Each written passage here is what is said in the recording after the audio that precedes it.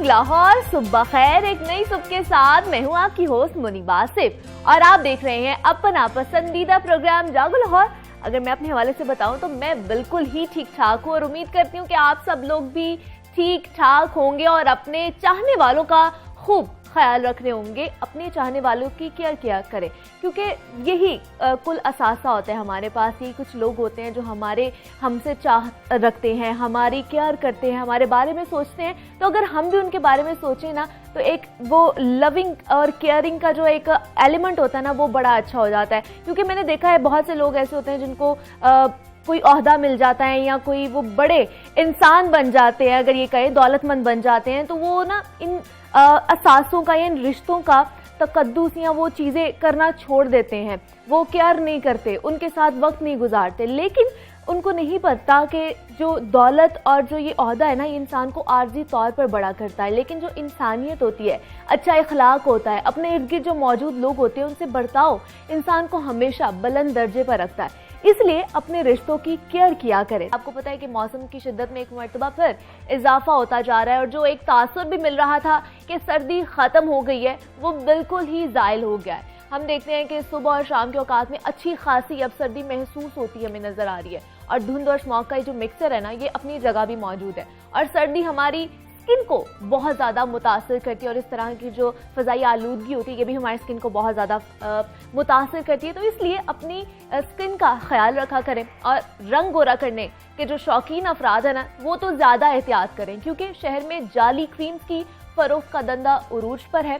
जाली क्रीम्स पर ब्रांड्स के स्टिकर्स लगाकर फरोख्त की जा रही है और इस हवाले से एक स्कैंडल भी बेनकाब हुआ है। और गुज़श्ता रोज़ी की बात है कि शिमाली छावनी पुलिस ने जाली क्रीम बनाने वाली फैक्ट्री पर छापा मारा और वहां से जाली जार, पैकिंग मटेरियल और केमिकल बरामद हुआ है और पुलिस ने 3 लोगों को भी गिरफ्तार कर लिया। और ये सिर्फ एक फैक्ट्री पकड़ी गई है, लेकिन ये सोचें कि शहर में ऐसी दर्जनों फैक्ट्रीज कायम है जो लोगों के जज्बात के साथ, एहसासात और सेहत के साथ खेल रहे हैं। जाली क्रीम स्किन कैंसर समेत कई मुहलिक बीमारियों का भी बायस बनती जा रही है। जाली क्रीम्स बनाने वाले नासिर एक माफिया की शक्ल इस वक्त इख्तियार कर चुके हैं। जाली क्रीम्स इंसानी जल्द पर क्या क्या असरात मुरतब करती हैं, इस पर हमने बात करनी है। हमारे साथ मौजूद हैं डॉक्टर महविश हसन है, डर्मेटोलॉजिस्ट हैं। डॉक्टर महविश, आपको मैं खुश आमदीद कहती हूँ जागो लाहौर में। कैसी हैं आप? ठीक ठाक, बिल्कुल, थैंक यू। डॉक्टर महविश, सबसे पहले तो मुझे बताएं, ये जो जाली क्रीम्स हैं और रंग गोरा करने वाली क्रीम्स के क्या मुराद है और इनमें कौन से ऐसे कंपोनेंट्स होते हैं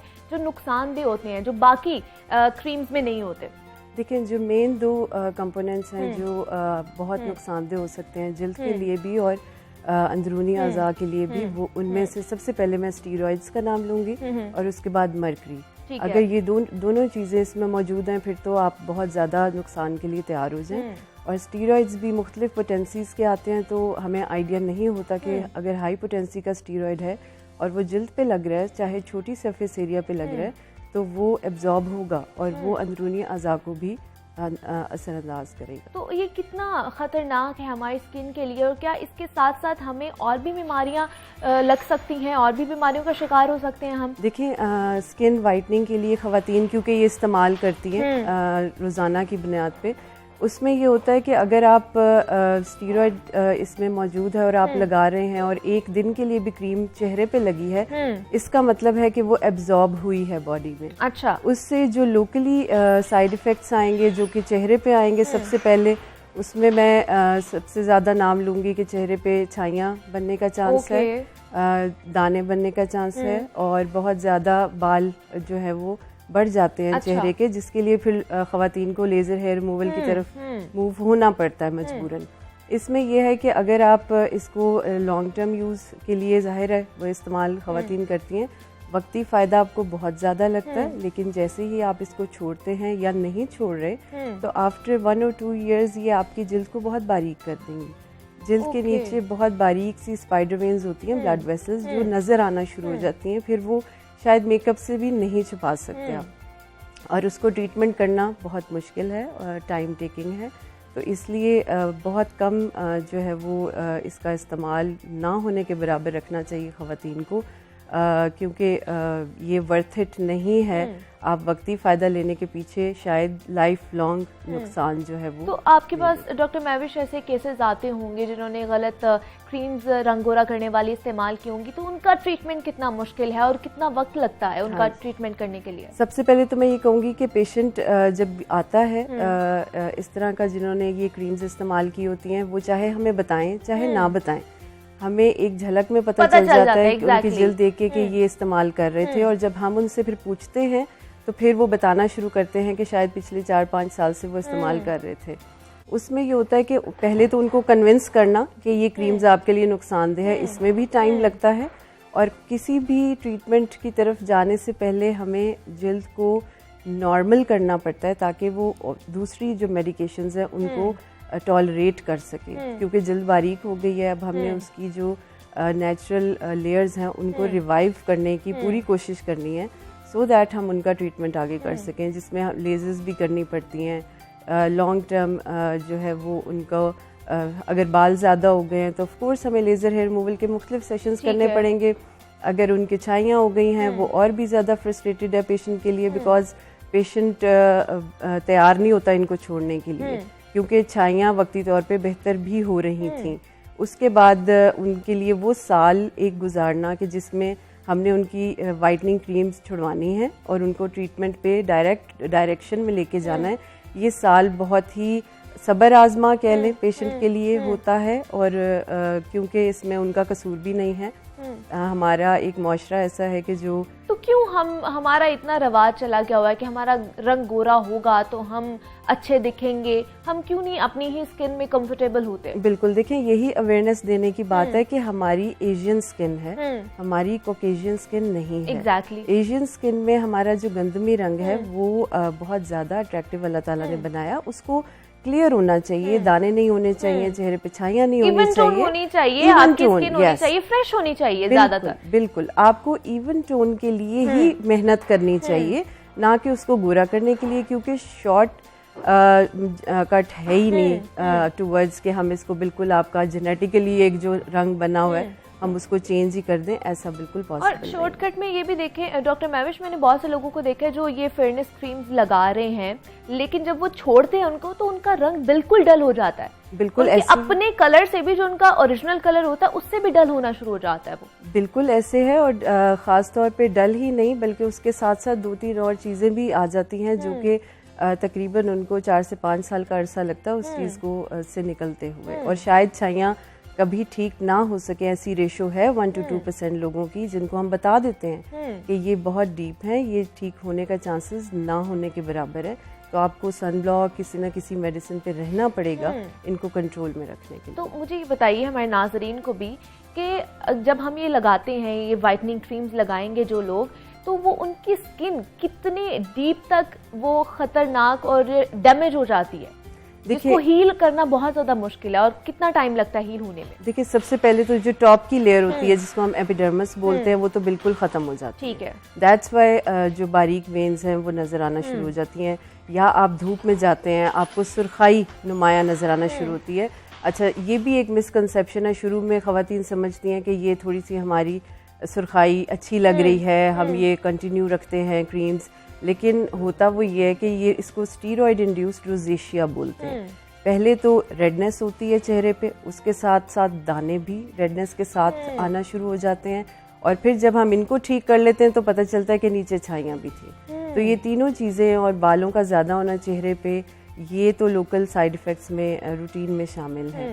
और अगर मैं बात करूँ कि अंदरूनी क्या साइड इफ़ेक्ट्स होंगे, तो यही जो मेडिसिन है स्टीरॉयड, अगर इसको मैजिक ड्रग इसीलिए बोला जाता है कि अगर इसका सही दुरुस्त इस्तेमाल किया जाए तो ये मुख्तलिफ जिल्द की बीमारियों को ठीक करने में काम आती है। लेकिन अक्सर ये होता है कि बच्चों में जैसे एक्जिमा होता है उसमें हमने स्टीरॉयड यूज़ करना हमारी एक मजबूरी है ताकि बच्चा कंफर्टेबल हो, उसका एक्जिमा उसको बार बार तंग ना करे, लेकिन वो डॉक्टर की सुपरविजन में होना चाहिए। जब माएँ अपने से इलाज करना शुरू करती हैं तो बच्चों में ये ज़्यादा एब्जॉर्ब होता है और उनमें ये ज़्यादा साइड इफ़ेक्ट्स सिस्टमिकली शो कर सकता है।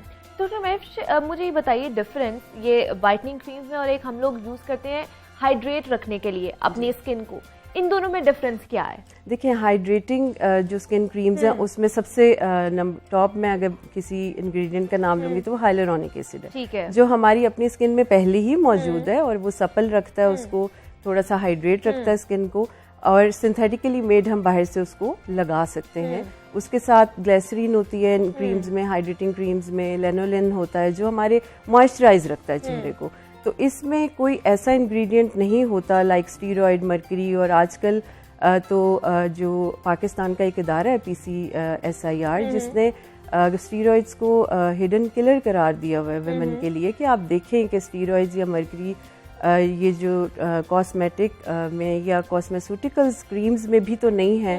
तो ये उसने एक लिस्ट दी हुई है कि इससे हमें खबरदार रहना चाहिए। लेकिन डॉक्टर महविश, अगर देखा जाए, अगर कल की बात की जाए तो एक फैक्ट्री पर छापा मारा गया था और वहाँ पर ये बन रही थी गोरा करने वाली क्रीम्स, तो इसका मतलब अगर बन रही हैं तो लोग खरीद भी रहे हैं? बिल्कुल खरीद रहे हैं। हमारे इर्द गिर्द बहुत से लोग मौजूद हैं। हमारे घर में अक्सर सर्वेंट्स ऐसे हैं जो हमारी आंखों के सामने समटाइम्स यूज़ कर रहे होते हैं, तो हमें रोकना चाहिए उनको।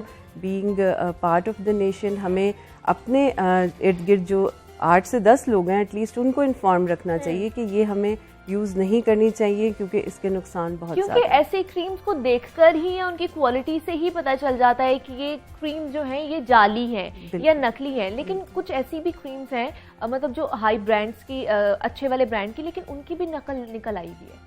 हाँ जी, देखिए, कॉपी तो मौजूद है मार्केट में, इसलिए ऑथेंटिक वेबसाइट्स होती हैं। कोई भी ब्रांड है उसकी ऑथेंटिक वेबसाइट पे जाएं। मतलब कॉपी करने वाले भी बड़े माहिर हैं। जी बिल्कुल ये कह सकते हैं। जी बिल्कुल कह सकते हैं। तो फिर किस तरह पता चले, अगर क्रीम तो यूज करनी है लोगों ने, तो आप क्या कहेंगी कि कौन सी अच्छी वाली, कि आपकी रंग गोरा ना हो, आपकी इवन टोन हो जाए, आपका फ्रेश हो जाए, आपका कलर जो है, आपकी स्किन जो है फ्रेश हो जाए? इसके लिए आपने डर्मेटोलॉजिस्ट को सबसे पहले देखना है, क्योंकि डर्मेटोलॉजिस्ट आपको बेटर बताएगा कि इस वक्त इवन स्किन टोन के लिए आपको कौन सा इंग्रेडिएंट चाहिए। क्योंकि क्रीम्स में जो स्किन लाइटनिंग इंग्रेडिएंट्स होते हैं हमारे, तो वो डिफरेंट हैं, और डर्मेटोलॉजिस्ट रिस्पॉन्सिबल होता है टू मेक श्योर कि इसमें स्टीरॉयड और मरकरी ना हो, नंबर 1।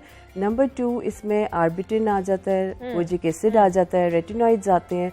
तो ये सब डॉक्टर ने, या very light percentage of hydroquinone जिसको FDA ने अप्रूव किया हुआ है कि इसको हम अगर 6 मंथ्स तक इस्तेमाल करते हैं तो ये कारआमद है, उससे ज़्यादा आप ना इस्तेमाल करें हाइड्रोक्विनोन को भी, क्योंकि ग्रेइश टोन आपकी होना शुरू हो जाती है।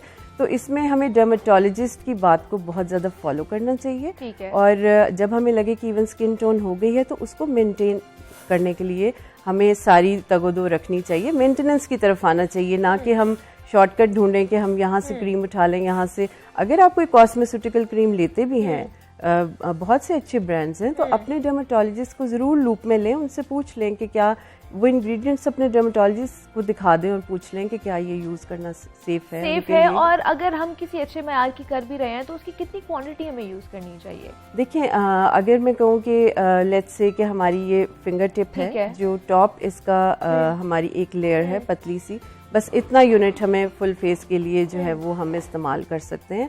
लाइक 5 ड्रॉप्स लें, हल्के से थिन लेयर होनी चाहिए क्योंकि उसकी एब्जॉर्प्शन भी अच्छी होती है। बट इंग्रेडिएंट्स ज़रूर देख लें कि स्टीरॉइड्स और मरकरी बिल्कुल। और अगर हम किसी मयारी क्रीम का भी ज़्यादा इस्तेमाल करें, वो भी नुकसानदेह हो सकता है हमारे लिए? देखिए, मयारी क्रीम भी है तो वो जल्द आपकी इम्यून हो जाती है, वो इफेक्टिव भी नहीं इतनी रहती, तो इसलिए थोड़ा सा मॉडिफाई करना पड़ता है ट्रीटमेंट को, और या स्किन लाइटनिंग एजेंट्स जो हैं वो मॉडिफाई करते रहना पड़ते हैं। तो इसलिए डॉक्टर के साथ आपका जो रुजू है वो, अगर मैं कहूँ कि 1 month वो रहना चाहिए, जस्ट टू आस्क। और फिर अगर वो कहे कि 5-6 months के लिए आप इसको मेंटेन कर लें, देन दैट्स फाइन। आप अंडर सुपरविजन इसको यूज़ कर रहे हैं, फिर उसका कोई प्रॉब्लम नहीं। तो फिर हमें ये बताइए डॉक्टर महविश कि हमें फिर अपनी स्किन को तरोताज़ा फ्रेश रखने के लिए बगैर ट्रीटमेंट क्या ऐसी रूटीन अपनी करनी चाहिए, डेली रूटीन, कि हमारी फ्रेश रहे घर में स्किन? बिल्कुल, उसमें सबसे पहले sun block daily in the morning. लोगों का बहुत मिसकंसेप्शन है कि अगर हम बाहर नहीं जा रहे, घर पे हैं, तो हमने सन ब्लॉक नहीं लगाना। नहीं, अगर आप लाइट्स में हैं, अल्ट्रावायलेट लाइट है, आप कंप्यूटर के आगे बहुत ज़्यादा बैठ रहे हैं, तो आपकी या तो अल्ट्रावायलेट फिल्टर लगा होना चाहिए उसके आगे, या सन ब्लॉक आपका लगाओ। सन ब्लॉक आपने हर 3 आवर्स के बाद रिपीट करना होता है, बिकॉज वो केमिकल मटेरियल है, उसने एब्जॉर्ब हो जाना है, उसके बाद उसकी एफिकेसी खत्म हो जाएगी। सो डे टाइम में 3 इयर्स के बाद रिपीट होगा। नाइट में अ गुड मॉइस्चराइजर और एनी हाइड्रेटिंग क्रीम या लाइटनिंग क्रीम, आप नाइट क्रीम जरूर यूज करें। लोग कहते हैं 30s में हमें करनी चाहिए नाइट क्रीम, तो 30 ही एज है कि अगर आप यूज करेंगे अपनी पोर टाइटनिंग के लिए या स्किन को लाइट रखने के लिए, तो तभी आपको 40 में बहुत ज्यादा चीजों की जरूरत नहीं पड़ेगी। आजकल तो नाइट और डे क्रीम अलग अलग है, क्रीम जो है, तो इनमें क्या फर्क है और कौन सी ज्यादा इंपॉर्टेंट है, नाइट वाली या डे वाली? देखिए, डे क्रीम में उन्होंने सन ब्लॉक ऐड किया होता है, ठीक है। इसमें SPF हमारा सन प्रोटेक्शन फैक्टर जिसको बोलते हैं वो 15 होता है। 15 हमारे एनवायरनमेंट के हिसाब से बहुत कम है। 30 भी मैं कम कहूँगी, एटलीस्ट 50 हमारा 40 अबव होना चाहिए, तब वो जाके हमें प्रोटेक्शन देता है सन एक्सपोजर से। उसके अलावा आपका जो क्रीम का समझ लें कि डे क्रीम की बहुत ज़्यादा शुरू में ज़रूरत नहीं होती, स्लोली स्टार्ट करें, नाइट क्रीम से स्टार्ट करें, डे में सन ब्लॉक रखें, उसके बाद आपने डिफरेंट इंग्रेडिएंट चेंज होता है उसमें, दैट्स वाई डे और नाइट क्रीम का डिफरेंस तो डेफिनेटली होता है। नाइट में रेटिनॉइड्स ऐड होते हैं क्योंकि वो नाइट में ही काम करते हैं। ठीक है। डॉक्टर महविश हसन हमारे साथ मौजूद थी, डर्मेटोलॉजिस्ट थी, और हमें बता रही थी कि जाली क्रीमें यूज करने से हमारी स्किन को कितना खतरा हो सकता है, कितनी डैमेज हो सकती है। तो आप रंग गोरा करने की तरफ ना जाएं, आप ये करें कि आपकी फ्रेश स्किन रहे। आपको पता है कि गुज़श्ता सेगमेंट में हम PSL फीवर का जिक्र ही कर रहे थे, तो इस दफा PSL में हमें एक और फीवर भी देखने को मिल रहा है, वो है PSL का ऑफिशियल एंथम बनाने की दौर। जब नसीबो लाल और आयमा बे का गाना ग्रोव मेरा रिलीज हुआ तो इस पर खूब तनकीद भी हमें देखने को मिली, बहुत सारे लोगों ने और उस पर तनकीद किया, जबकि बहुत से लोगों को ये पसंद भी आया है। हाल ही में क्रिकेटर बिलाल आसिफ ने इस हवाले से अपना एक सॉन्ग जारी किया है जिसका नाम है ये PSL। आइए आपको ये सुनाते हैं। मैं यहाँ पर एक ब्रेक ले रही हूँ, तो आप ये गाना सुनिए।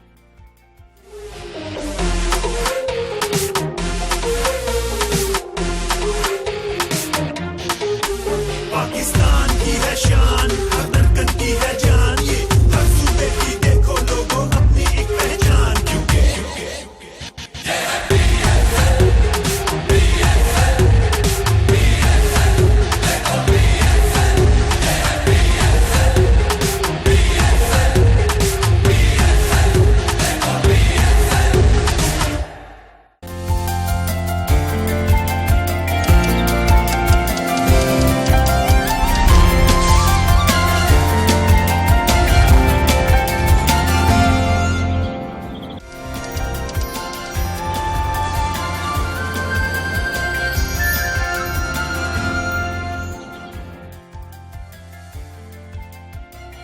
Welcome back to Jago Lahore and a very good morning to you all. नाजरीन, माँ बाप का रिश्ता दुनिया का मुकद्दस तरीन रिश्ता समझा जाता है, लेकिन नशा एक ऐसी लानत है जो इन मुकद्दस रिश्तों की पहचान भी भुला देता है। नौजवान नस्ल में नशे का बढ़ता हुआ रुझान उनको एक ऐसी बेरारवी का शिकार कर रहा है जो इन कीमती और मुकद्दस रिश्तों का तकद्दुस पामाल करते हुए भी नहीं सोचते। आइस का नशा दीमक की तरह मुआशरे को अंदर ही अंदर से ऐसे चाट रहा है कि मुआशरे की बुनियादें खोखली होती जा रही है। नशे के आदी ये बदबख्त नौजवान अपने बूढ़े माँ बाप का सहारा बनने की बजाय अपना नशा पूरा करने के लिए हर रिश्ते नाते को भूल जाते हैं और एक लम्हे के लिए भी नहीं सोचते कि हमारे माँ बाप ने कैसे सख्त मेहनत करके हमें पाल पोस कर बड़ा किया है। लाहौर के इलाके की अगर बात की जाए तो सलामतपुरा में एक ऐसा ही अफसोसनाक वाकया पेश आया जहां पर 45 साला शहजादी बीबी को उसके अपने ही सगे बेटे अहमद ने आइस का नशा करने के लिए पैसे ना देने पर फायरिंग करके कत्ल कर दिया। नौजवान नस्ल में इस कदर बेरारवी की क्या वजूहात है? नशे की लानत मुआशरे में जड़ें पकड़ती जा रही है। नशा इस कदर खतरनाक है कि माँ जैसे रिश्ते की पहचान भी भुला देता है। नौजवान नस्ल को इस लानत से कैसे महफूज रखा जा सकता है, इस पर बात करेंगे। हमारे साथ मौजूद हैं माहिर नफ्सियात हैं डॉक्टर सदाकत अली हैं। डॉक्टर सदाकत अली, मैं आपको खुशामदीद कहती हूँ जागो लाहौर में। सर, एक अंदाजे के मुताबिक अगर देखा जाए तो 1 करोड़ से ज्यादा पाकिस्तानी जो है वो नशे के आदी हैं, ज्यादातर नौजवान जो है। आखिर नौजवान ये नशे की लत उनको लगती क्यों है, शुरू क्यों होती है? क्या महज तफरीह के लिए या जो जिंदगी के मसाइल हैं उनसे फरार हासिल करने के लिए?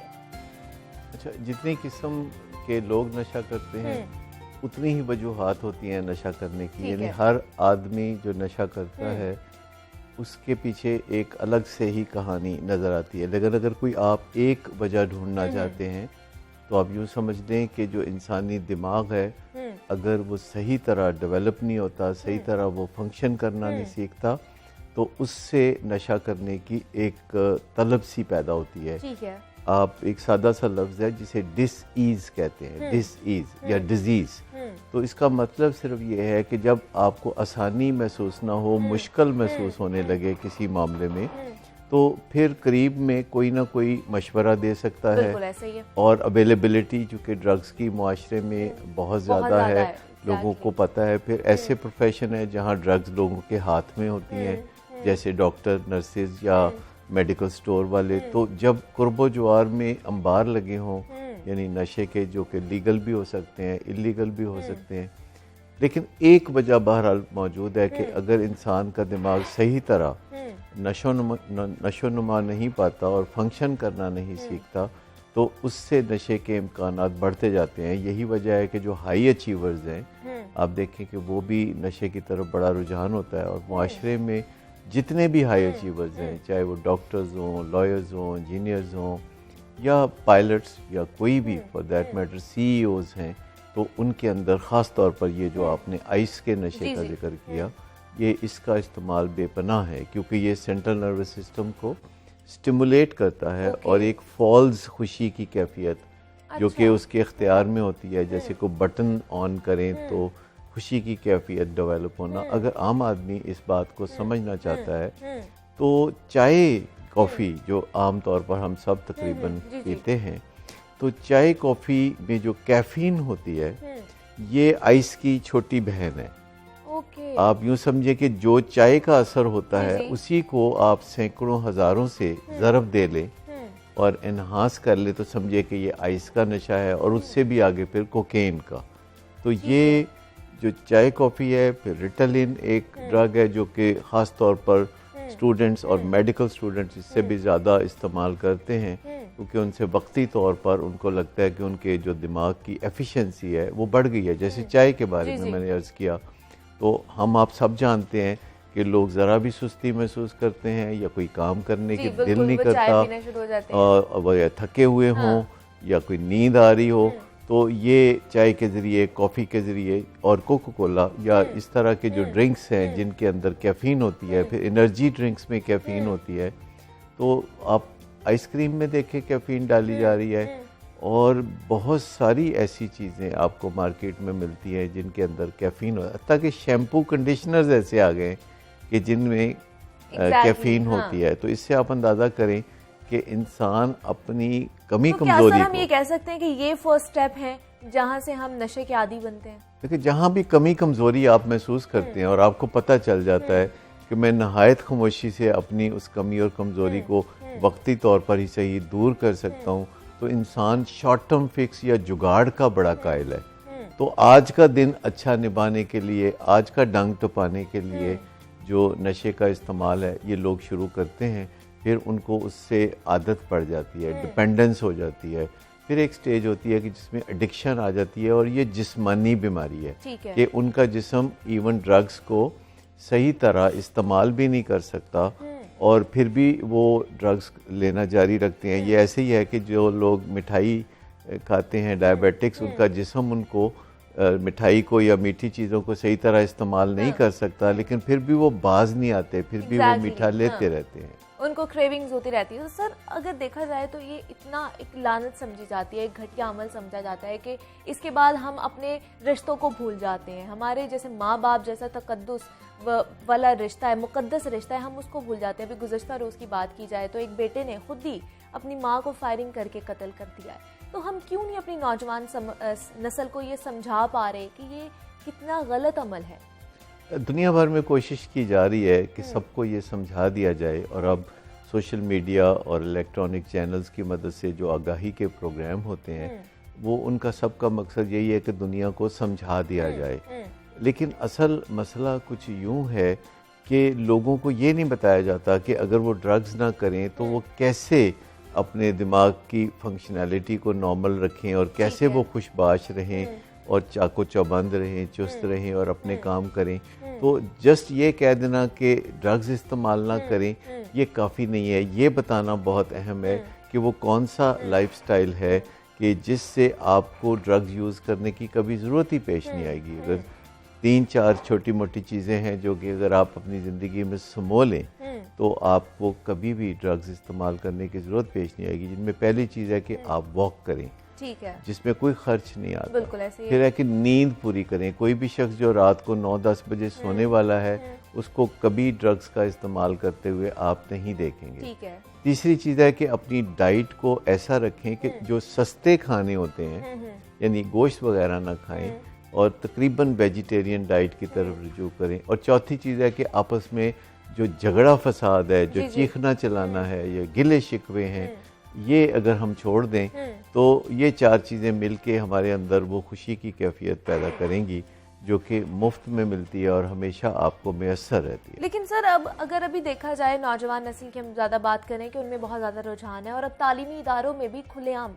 नशियात का इस्तेमाल हो रहा है और हम देख भी रहे हैं, क्योंकि स्टूडेंट्स ये कहते हैं कि हमें बहुत ज़्यादा स्ट्रेस होता है, ख़ास तौर पर एग्ज़ाम से पहले तो हम नशियात का इस्तेमाल कर लेते हैं, ड्रग्स ले लेते हैं, तो उनको कैसे बताया जाए? देखिए, ये वालिदैन का फ़र्ज़ है कि जो उनको स्कूल भेजते हैं, कॉलेज भेजते हैं इस मकसद के लिए कि वो तालीम हासिल करें, तो वालिदैन का ही फ़र्ज़ है कि उनको दुनियादारी भी सिखाएं, उनको बताएं कि हर चीज़ जो है दुनिया में जो हमें करनी होती है उसमें इन दी लॉन्ग रन जो उसका मामला है वो देखना चाहिए कि जो इल्म आप हासिल करेंगे मनशियात या ड्रग्स की मदद से वो वक्ती होगा, वो ज़िंदगी में आपके कभी काम नहीं आएगा।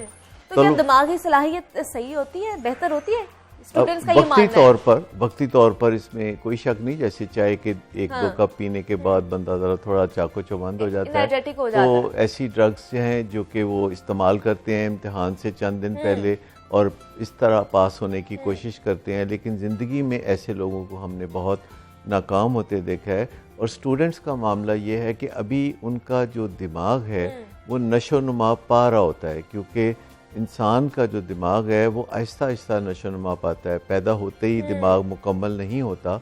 एक लड़के को मुकम्मल नशो नुमा के लिए यानी दिमाग की मुकम्मल नशो नुमा के लिए 28 साल चाहिए और एक लड़की को 25 साल चाहिए। ठीक है। तो आप समझें कि जिन बच्चों को हम स्कूल भेज के उनके ऊपर ग्रेड्स का बोझ डालते हैं या उनके ऊपर दबाव बहुत ज़्यादा बढ़ा देते हैं कि उनके दिमाग को हम बहुत ज़्यादा इल्म से भर दें, तो इसकी ज़रूरत नहीं है। आज के ज़माने में ख़ास तौर पर जब आपकी फिंगर टिप्स पे नॉलेज है, आप गूगल पे कोई भी चीज़ सर्च कर सकते हैं, तो हर दिमाग को फिर रट्टेबाजी से और चीज़ों से मुख्तलिफ अलूम से भरना ज़रूरी नहीं है।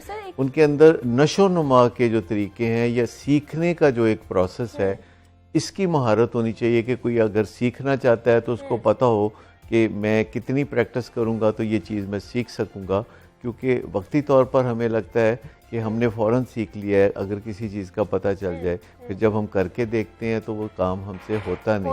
और तो दूसरा ये भी प्रेशर भी बहुत ज़्यादा होता है, हमारे पीयर्स की तरफ से भी होता है, माशरे का भी एक प्रेशर होता है कि तुमने ग्रेड यही लेना है और इससे तुम नीचे आए तो तुम्हें ये नहीं करने देंगे, ये नहीं करने देंगे। तो घर वालों की भी बहुत ज़्यादा जिम्मेदारी, क्योंकि जब आप प्रेशर डालोगे बच्चे पे तो वो तो फिर गलत रास्ते पर जाएगा। वालिदैन अपनी महरूमियों का जो है नज़ारा फिर बच्चों की ज़िंदगी में देखना चाहते हैं कि वो कुछ उनको करके दिखाएं, तो अपनी जो महरूमियाँ हैं उनको खुद वालिदैन को अपने कंधे पे उठाना चाहिए। अपनी खुशियों के लिए, अपने गुरूर के लिए अपने बच्चों को प्रेशराइज नहीं करना चाहिए कि वो ये करके दिखाएं या वो करके दिखाएं। असल चीज़ है कि वो अच्छे इंसान बन के दिखाएं या अच्छे किरदार की तरफ बढ़ें और इवॉल्व हों एज अ ह्यूमन बीइंग, कि वो तहम्मुल से एक दूसरे के साथ गुजारा करने वाले इंसान बने, निभाह करने वाले इंसान बने।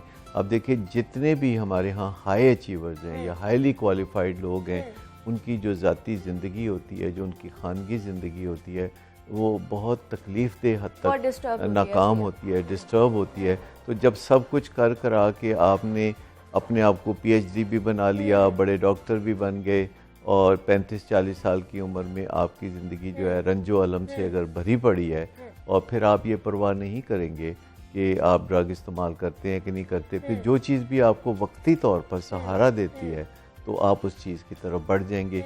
और ख़ास तौर पर अगर आप देखिए कि जब कोई सीनियर या कोई बॉस अपने सबॉर्डिनेट को नशे की तरफ रागिब करेगा तो उसके लिए ना करना बहुत मुश्किल होगा। बिल्कुल ऐसे ही है। तो 70% लोग जो हाई अचीवर्स हैं हमारे माशरे के, वो ड्रग्स में बुरी तरह इन्वॉल्व हैं।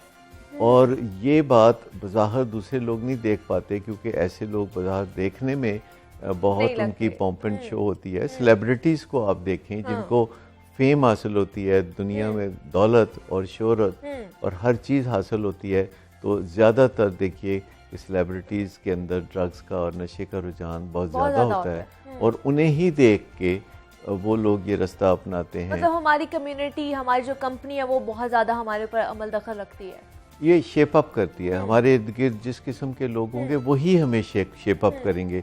हम इंसान बहुत वल्नरेबल होते हैं, तो हम पर असर होता है। हमारा खुद पे कंट्रोल नहीं होता। अगर हम एक सोसाइटी में या एक कंपनी में बैठे हुए हैं, अगर वो नशा कर रहे हैं तो हमारा इतना कंट्रोल होना चाहिए खुद पे कि हम उसको ना कर सके। कुछ अरसे के लिए लोग इज्तनाब भी करते हैं, लेकिन अगर वो मुसलसल ऐसी कंपनी के इर्द गिर्द मंडलाते रहेंगे तो आखिरकार इंसान कमज़ोर है। और सिर्फ 4% लोग हैं कि जिनकी विल पावर इतनी मजबूत होती है कि वो अपनी मर्जी से चलते हैं। बाकी लोग जो हैं वो दूसरों की मर्जी पे चलते हैं और उनके लिए ना कहना बड़ा मुश्किल होता है। इंसान की फितरत की बनावट ही ऐसी है कि उसके लिए ना कहना थोड़ा मुश्किल होता है। और ये एक सीखने का काम है। बचपन में अगर हम बच्चों को जैसे हिफाजती टीके लगाते हैं तो ऐसे ही हम बच्चों में वो बिहेवियर्स इंजेक्ट कर सकते हैं या इन्फ्यूज़ कर सकते हैं कि वो कभी नशे की तरफ ना बढ़े, और उनको दुनियादारी के तरीके 11 साल की उम्र से पहले अगर हम सिखा दें तो वो फिर अपनी टेंशनों को, अपनी मुश्किलात को और अपने चैलेंजेस को पॉजिटिवली लेना शुरू कर देते हैं। क्योंकि ज़िंदगी में जो हमारे चैलेंजेस होते हैं या क्राइसिस होते हैं, इन्हीं के अंदर अपॉर्चुनिटीज छुपी होती हैं। और अगर कोई शख्स ये राज जान ले कि जो भी क्राइसिस है उसमें से ही कोई वो नफ़ा निकाल सकता है, और बच्चों को अगर हम लाड प्यार से ना बिगाड़ें, हम अपने रुपए पैसे का इस्तेमाल जब बच्चों की आसाइशों के लिए करते हैं तो उनको हम फिर ज़िंदगी के लिए नहीं तैयार कर रहे होते, उनको हम आसाइशों के लिए तैयार कर रहे होते हैं। तो अगरचे माँ बाप कितने भी दौलतमंद हों तो 18 साल से कम उम्र के बच्चों को रियलिटी चेक देने की ज़रूरत होगी, उनको रोज़ाना चैलेंजेस की ज़रूरत होगी, रोज़ाना कुछ ऐसे कंफर्ट जोन से बाहर निकलने की लेकिन यहाँ पे तो 18 साल के बाद तक भी बच्चों को पैम्पर्ड करके रखा जाता है, उनको तो 40 साल के इंसान को भी बच्चा ही कहा जाता है। माँ बाप इस तो फिर सर अगर घर वालों को पता चले कि उनका बेटा या बेटी नशा कर रहा है, कहीं से इल्म हो ही जाता है, तो फिर उनका पहला कदम क्या होना चाहिए, इकदाम क्या करना चाहिए वालिदैन को खास तौर पर? पहली बात तो यह है कि नशा अब हर इंसान और हर ख़ानदान के इतना करीब है कि ये इंतज़ार करने की ज़रूरत ही नहीं है कि हमारे ख़ानदान में कोई नशा कर रहा है कि नहीं। तो हिफ्ज़ाने सेहत के असूलों के लिहाज से पहले से ही वालिदैन को, अगर वो बच्चे पैदा कर चुके हैं या अभी बच्चे पैदा करना चाहते हैं, तो उनको पहले से ही ये पता करके रखना चाहिए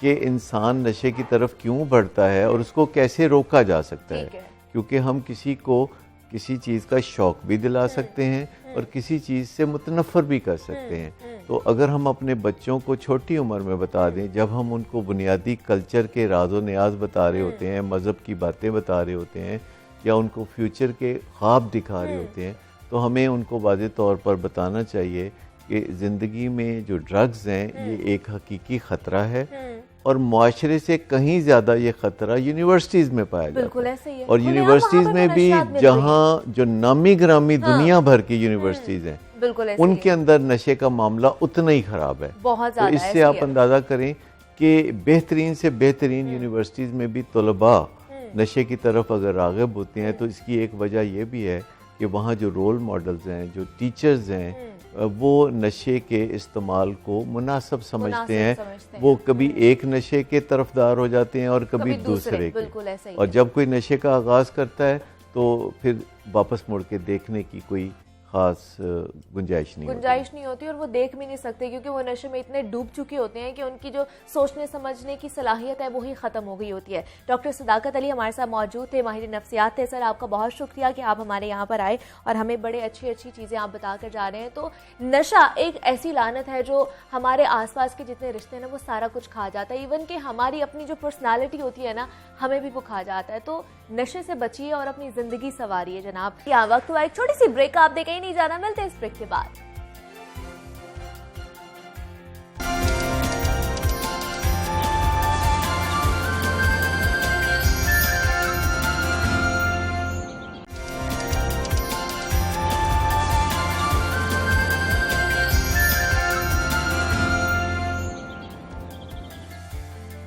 welcome back to Jago Lahore and very good morning to you जनाब। अब कुछ बात कर लेते हैं अपने सोने शहर लाहौर की, जिसको सोना बनाने के इकदाम इस वक्त सुस्त रवि का शिकार है और सबसे बड़े शहर की कारकर्दगी पर सवाल उठने लगे।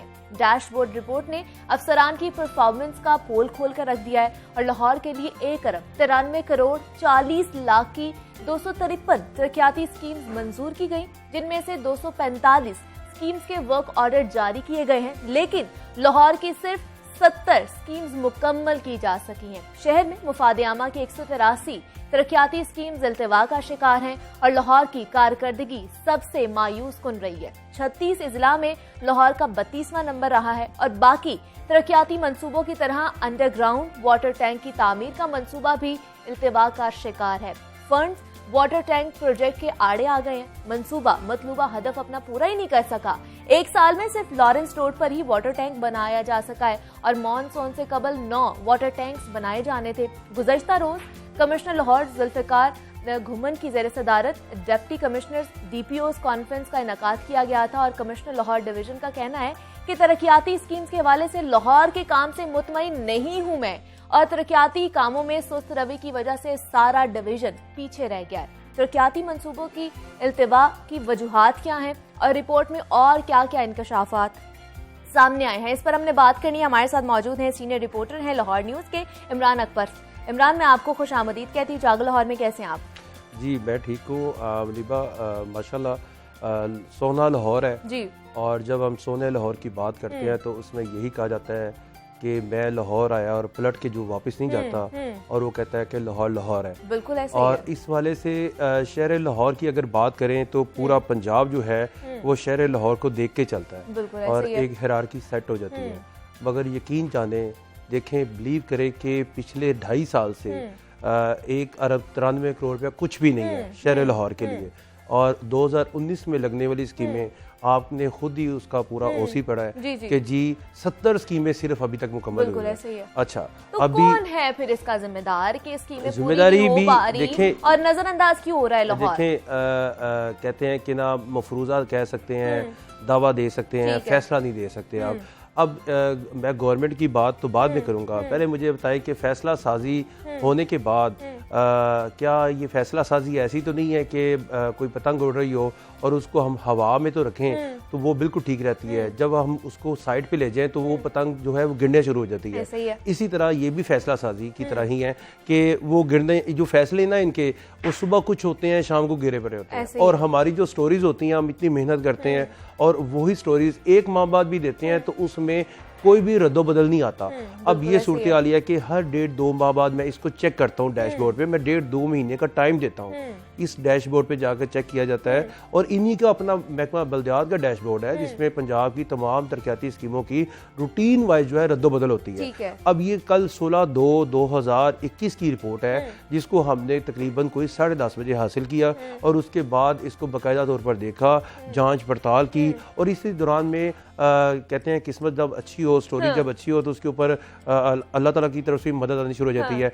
कमिश्नर लाहौर डिवीजन की DPOs और DCs के साथ एक कॉन्फ्रेंस जारी भी हुई, थी जी। और उसमें बाकायदा तौर पर हमें थोड़ी देर के लिए कमिश्नर साहब ने अपनी मीटिंग से बाहर भेजा। उन्होंने कहा जरा मैंने डांट डबट करनी है तो आप बाहर चला जाए। तो उसी दौरान में उन्होंने एक लफ्ज़ बोला कि अगर लाहौर की स्कीमें जो हैं वो अगर पूरी नहीं हो सकती तो मेरा पूरा डिवीजन जो है वो पीछे रह गया। अच्छा, इसका यही मसला है कि ये तो है पंजाब म्यूनसिपल सर्विसेज प्रोग्राम के तहत जो 2019 में 4 मई को बल्दियाती इदारे तहलील हुए थे, तो उसके बाद लॉलीपॉप देने के लिए ये स्कीमें शुरू की गई थी कि लोगों को थोड़ा सा सब्र आए। गली मोहल्लों में लोग जो सब्र नहीं कर रहे उनको पता लगे कि हमने ये अरबों रुपए की स्कीमें स्टार्ट कर दी है। 23 अरब रुपए का ये प्रोजेक्ट है और ये पूरे पंजाब में शुरू किया गया। सबसे ज्यादा हिस्सा लाहौर शहर को दिया गया और इसमें यह कहा गया कि आपने 2020 के जून तक स्कीमें खत्म कर देनी है। अब ये 2021 का जून कह रहे हैं। अब मुझे तो नहीं लगता, क्योंकि अभी तक जून भी आने वाला है। 245 में कदर जारी हुए हैं। 70 स्कीमें जो हैं वो अभी मुकम्मल हुई हैं। भाईजान 253 स्कीमें हैं, बाकी कौन करेगा? बाकी कौन अच्छा, करेगा? ये सारी सूरत आपके सामने है। अब ये देखें कि कमिश्नर लाहौर जो है वो 1 महीने बाद भरपूर इजलास करते हैं और फादर ऑफ सिटी हैं। इसमें अमीर शहर भी आते हैं, डिप्टी कमिश्नर्स भी आते हैं। तो इसमें ये सूरत हाल होती है कि उनसे कारकर्दगी मांगी जाती है। अब मैं ये कहूँगा कि आजकल तो कहते हैं कि पहले तो टेलीफोनिक राब्ते कम होते थे, कम्युनिकेशन गैप ज़्यादा होता था तो काम ज़्यादा होते थे। अब तो टेलीफोनिक राब्ता भी बहुत ज़्यादा हो गया है, एक मिनट बाद रिपोर्ट जाती है। व्हाट्सएप ग्रुप बने हुए हैं, उसमें आप उठाते हैं, दिखाते हैं, देखते हैं। मगर इसके साथ साथ मैं आपको तलख हकीकत बताने लगा हूँ कि हकीकत पसंदी जिसको हम जुटला देते हैं। एक काम करने वाला है उसको हम कहते हैं जी एक्सपीरियंस का कोई शॉर्टकट नहीं है। ठीक है। बिलीव करें कि अगर कोई काम करने वाला है तो अगर अपना वो काम बनवा कर आगे आना चाहता है तो उसको आने दिया जाए। हम टांग पे टांग रख के कहते हैं जी कि ये काम नहीं कर सकते। अब ये काम नहीं कर सकते तो भाई काम किसने करना है? अब हर बंदा किसी ना किसी महकमे में डेपुटेशन पे, चाहे वो खा वो LDA का है, चाहे वो मेट्रोपॉलिटन कॉर्पोरेशन का है, चाहे वो वासा का है, चाहे वो कमिश्नर ऑफिस है, चाहे वो ज़िले इंतज़ामिया है, कोई ना कोई कहीं ना कहीं घुसे हुए हैं। मगर जिस बंदे की जो जॉब ऑफ नेचर है वो बंदा हमें वहाँ पे नज़र नहीं आता। अब ये सारी सूरत हाल ये है कि आपकी स्कीम्स लगी हुई हैं शहर की, ये कोई एहसान नहीं है, ठीक है, हमारे ही पैसे हैं, ये शहरियों के ही पैसे हैं, ये उन्हीं का टैक्स है। अच्छा, ये आपका शहर जो है, मैं आपके मेन मॉल रोड्स की बात नहीं कर रहा, जे रोड की बात, ये बड़े प्रोजेक्ट है। ये मैं आपकी बात कर रहा हूँ जो आशियाना रोड है, जैसे कोट लखपत के पास, गज्जूमता के पास की मुलिका आबादियाँ हैं, जो आपकी जो सगियाँ की मुलिका आबादियाँ हैं, आपकी जो चाह मीरा, घोड़े शाह, मक्खनपुरा, वसंतपुरा और इसके साथ साथ Aamir road, Shadbagh, China scheme, ये तमाम जो आबादियाँ हैं ये वहाँ की गली मोहल्लों के काम है। जो अभी तक समदाबाद देख लें, खुदाई सड़क की गलियां देख लें, सड़क की खुदाई करके जाते हैं, गायब हो जाते हैं उसके बाद। अब ये सूरत हाल ये है कि आर्टिकल जो है 140 क्या कहता है कि बल्दियात जो है वो इकाई है हर इंसान की जरूरियात को पूरा करने के लिए। अब ये सूरत हाल है कि इसके ऊपर सुप्रीम कोर्ट ने भी कह दिया, इसके ऊपर तमाम जो अदालतें हैं वो कह रही हैं कि इलेक्शन करवाएं। इलेक्शन से होता क्या है, मैं आपको ये देखिए, एक इलेक्शन है, उसमें एक चेयरमैन है, उसके नीचे 13 लोग हैं, उसमें गली मोहल्लों के काउंसलर, जनरल काउंसलर, खवातीन अपना किरदार अदा करती हैं, उसमें चेयरमैन आ जाता है, वाइस चेयरमैन आ जाता है, तमाम लोग जो है मिलकर एक टेबल पे रोजाना यूनियन काउंसिल में, जिसको अब ये नेबरहुड काउंसिल का नाम दे रहे हैं, पूरे शहर लाहौर में 455 नेबरहुड काउंसिल है, हल्का बंदियां हो गई हैं, हद बंदियां हो गई हैं। अब जाके पता लगा नई कमेटी बन गई है, हल्का बंदियां दोबारा की जाए, हद बंदियां दोबारा की जाए। 2019 का निज़ाम जो है वो बिल्कुल तहलील हुआ है और 2021 आ गया, नए इलेक्शन नहीं हो रहे। हालांकि आपके 2019 के एक्ट में लिखा हुआ है, उसका सेक्शन 10 कहता है कि 1 साल में आपने 2 बार इलेक्शन कराना है, जिसमें पहला इलेक्शन होगा नेबरहुड काउंसिल का, दूसरा होगा जनरल इलेक्शन का, जिसमें मेयर का चुनाव होगा, उसको लाया जाएगा। मगर इसमें अभी तक सूरत हाल कोई सामने नहीं आ रही। हम भी हैजानी कैफियत में है, शहरी भी हैजानी कैफियत में है। आटा आपका महंगा, चीनी आपकी महंगी, पेट्रोल आपका महंगा, बिजली के झटके 1 महीने में 3-3 दफा लग रहे हैं, बिलों के टैरिफ भर गए। मगर अभी तक सूरत हाल ये है कि हर बंदा घू मुगू का शिकार है, कोई चीज सामने नहीं आ पा रही, कोई चीज उसको कोई, यानी कि फैसला साजी जो करने वाले हैं वो फैसला साजी करने के बाद गायब हो जाते हैं, और जो नीचे गायब हो जाते हैं सर, उनके ऊपर चेक एंड बैलेंस का कोई मुनीबा, मैं आपको एक बात बताऊं, देखें फैसला साजी होती क्या है। आपने मुझे ऑर्डर किया, एक काम जारी हो गए, नोटिफिकेशन हो गया, मुझे आपने कहा कि 1 माह में मुझे ये काम मुकम्मल चाहिए, अब तो 2 साल गुजर गए हैं। वही ना। मुझे असम्बली बताएं हाल पास इमरान अकबर कि ये सिर्फ इसी हुकूमत में हो रही है, पिछली हुकूमतों में भी इसी तरह इल्तिवा का शिकार होती थी स्कीम? अच्छा, मैं ये समझता हूँ कि पिछली हुकूमत ना कोई 260 की स्पीड में थी। अच्छा। और वो हुकूमत, चले मान लेते हैं पैसे उन्होंने लगाए और ट्रेन चलाई, उन्होंने मेट्रो बस चलाई, और मान ये भी लेते हैं कि उन्होंने काम किया, ठीक है, मगर कुछ गलत तो नहीं किया लाहौर शहर के लिए। उन्होंने अगर बीजिंग अंडरपास भेजा है तो धर्मपुर से जो ट्रैफिक जाती है हरबंसपुरे की तरफ, वो ट्रैफिक का रास्ता उन्होंने घंटों का मिनटों में कर दिया। अब ये और पैसा लगता हुआ नजर भी आया। अब मुझे बताएं कि इस 2.5 साल में आपने लाल शहबाज कलंदर बनाया, और अभी भी उसके जो साइड पे काम अभी है, उसके बाद कुछ भी नहीं है। अच्छा, आपने दमोरिया पुल शुरू किया, खामोशी, कुछ नहीं है। सेक्शन 4 हो गया उसका, आपने काम शुरू कर दिया 2018 के एंड पे, कुछ भी नहीं है। अब आप कह रहे हैं कि जी हमने शेरावाला बनाना है, ठीक है। अब आप कह रहे हैं कि जी हमने क्या नाम है शाहकाम बनाना है। अब आप कह रहे हैं हमने क्रीम ब्लॉक भी बनाना है। और भाई बनाना क्या, बनाओ, हम तो नहीं। हम कह रहे हैं कि जो काम शुरू करें इसको एक दफा शुरू करके उसको खत्म करके फिर अगला काम शुरू करें। अभी 2.5 सालों में ये काम अभी शुरू हुए नहीं, उनका ऐलान हो गया। मैं कहता हूँ कि काम शुरू भी हो जाए। क्या आप मुझे एक बात बताएं, क्या शुमाली लाहौर में रहने वाले लोग नहीं है? बिल्कुल लोग हैं। उनका हक नहीं है? वो क्या टैक्स पेड नहीं है? आपका सफाई का मसला, आप देख लें सफाई का कितना मसला है, अभी तक नहीं संभाला जा रहा, अभी तक नहीं संभाला जा रहा। और आप बिलीव करें, दावे ऐसे ऐसे करते हैं, हम उनकी मीटिंग में बैठते हैं तो मैं कई बार ना ये होता है कि मैं हंसना शुरू इसलिए हो जाता हूँ क्योंकि मुझे। ठीक है इमरान अकबर, बहुत शुक्रिया आपका कि आप हमारे शो पर आए और आपने बड़ी अच्छी गुफ्तगू की है। हम यही कह सकते हैं कि प्लान तो बन जाते हैं, उसके एग्जीक्यूशन पर काम करने की बहुत ज्यादा जरूरत है, और हम इसी तरह अपने लाहौर को सोना लाहौर बना सकते हैं। बहुत शुक्रिया इमरान अकबर, आप हमारे शो पर आए हैं। का फीडबैक आपने देना नहीं भूलना, हमें बताइए फेसबुक पेज पर जाके कि कैसा लगा आपको शो। तो मुझे इजाजत दीजिए, अल्लाह हाफ़िज़।